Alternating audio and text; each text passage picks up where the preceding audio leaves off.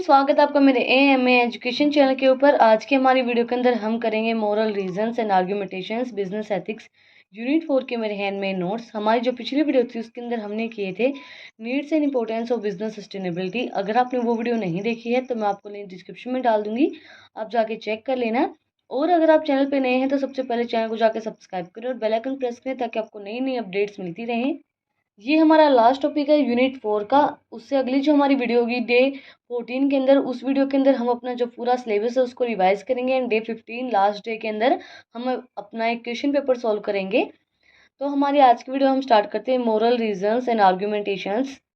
In a broad sense, morality is the set of rules that speech or behaviors in various social situations. It is more sensitive doings the goods insides a bad and therefore it establishes a level of standard for the various conducts. इसके अंदर क्या है, ये हमें बताता है जो moral reasons होते हैं। मोरलिटी हमें ये बताते हैं कि हमें किस तरीके से काम करना है। सेट ऑफ रूल्स हमें बताते हैं कि हमारा बिहेवियर हमें किस तरीके का रखना है, किस तरीके से हमें जो हमारी सोशल सिचुएशंस होती हैं उनको डील करना है, किस तरीके से हम काम करेंगे एंड हमारा जो बिहेवियर है वो कितना सेंसिटिव होना चाहिए, कितना नहीं होना चाहिए। मतलब ये नहीं है कि आपका बिहेवियर इतना अच्छा हो कि लोग आपका फ़ायदा उठाएं और इतना बुरा भी ना हो कि लोग आपसे बिल्कुल ही नफरत करना स्टार्ट कर दें। तो ऐसा भी नहीं होना चाहिए। Reasoning appeals critical analysis to specific events to determine what is right or wrong and what people ought to be do in particular situation.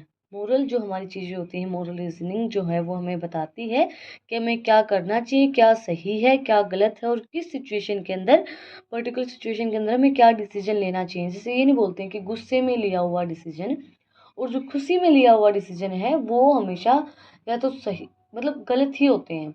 हमें कभी भी गुस्से में कोई भी डिसीजन नहीं लेना चाहिए। जब हमारा माइंड बिल्कुल शांत है उसी टाइम पे हमें कोई डिसीजन लेना चाहिए। इसके बाद techniques of moral reasonings and argumentations. If we reflect on how we already thinks, we can see several common techniques or modes of ethical reasons. We will discuss following the three modes.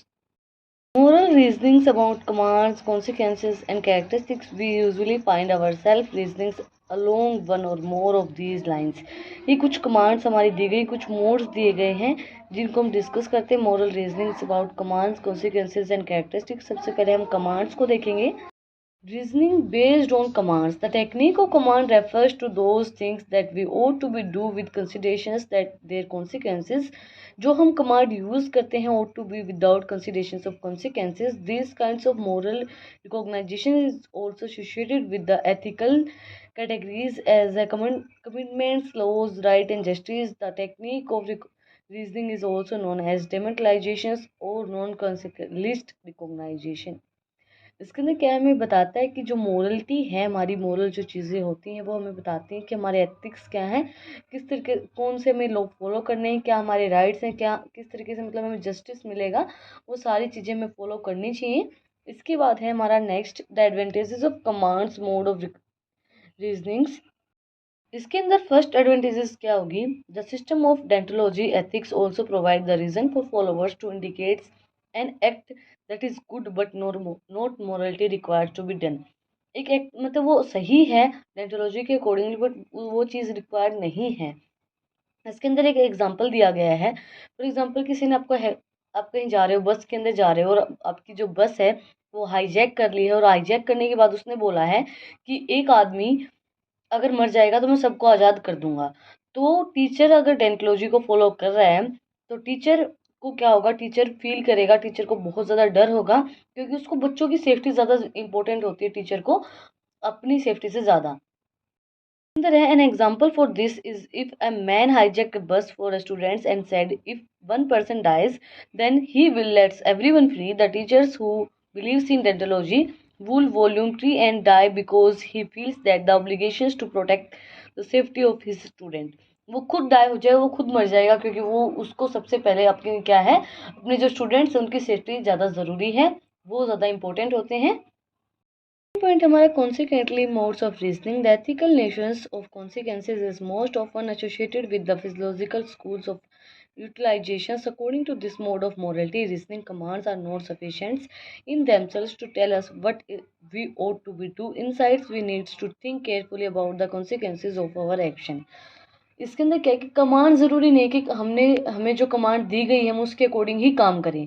ज़रूरी नहीं है हमें मतलब जो बताया गया है हम उसके अकॉर्डिंग काम करें। हमें हमारा जो काम है वो केयरफुली करना चाहिए। हमें जो मतलब ये लगे कि हाँ ये काम सही है, हम जो कर रहे हैं वो सही है, हर चीज़ परफेक्ट है उसके अंदर, तो हमें सारी चीज़ नीड्स को देख के केयरफुली अपना जो काम है वो करना चाहिए। इसके बाद reasons to justify consequently mode of reasonings Effective and logically consequentializations is about carefully considerations the options at the hand. The approach encourages people to take responsibilities of their actions. इसके अंदर क्या है कि वही बताया गया कि हमें जो अपना काम है वो केयरफुली करना चाहिए, और इस अप्रोच के अंदर बताया गया कि पीपल्स की जो रिस्पॉन्सिबिलिटी है, लोगों की जो रिस्पॉन्सिबिलिटी है वो उन्हें केयरफुली निभानी चाहिए। इसके बाद है कॉमन वेलफेयर्स टेक्नोलॉजीज और consequently approach views the impact of any actions in relation to the society. जो हमारी टेक्नोलॉजीज हैं, जो हमने एक्शन लिया है वो हमारी सोसाइटी के ऊपर पूरा इम्पैक्ट डालती है। फॉर एग्जांपल देखो, जो हमारी मदर होती है उनको कभी भी ये बताया नहीं जाता कि आपको क्या काम करना है, किस तरीके से करना है, क्या करना चाहिए, क्या करना नहीं करना चाहिए। वो अपना काम अपने आप कर लेती हैं केयरफुली, उनको कोई भी कमांड नहीं दी जाती है। तो उसी तरीके से हमें कोई कमांड बिना दिए भी हमें अपना जो काम है वो केयरफुली कर लेना चाहिए। थर्ड है हमारा present day relevance utilizations is still relevant to today societies and can सीन्स एवरीडे सिचुएशंस। यूटिलाइजेशन को हम हर एक डे, हर एक सिचुएशंस के अंदर हम देखते हैं हमारी सोसाइटी के अंदर। इसके बाद है compromise the technology theory is known as natural laws combinations and consequencing of goods with the rules and values of duties। मतलब हमें कॉम्प्रोमाइज़ करना पड़ता है कई चीज़ के अंदर। टेक्नोलॉजी जो हमारी थ्योरी है उसको हम नेचुरल लॉज बोल सकते हैं कि उनका combinations and good with the rules and हमारे ये अच्छा है रूल्स एंड रेगुलेशंस के लिए, वैल्यूज़ ऑफ ड्यूटीज़ के लिए। थर्ड एंड लास्ट पॉइंट हमारा वर्च्यू एथिक्स। वर्च्यू का मतलब होता है गुण। The terms virtue ethics is reliable recent one. It is an umbrella term that faces a number of different theories. Intellectually, virtue ethics was criticized as a movement reliving consequentialism and deontology because it focused on the central roles of concepts like characters and virtues in moral philosophies.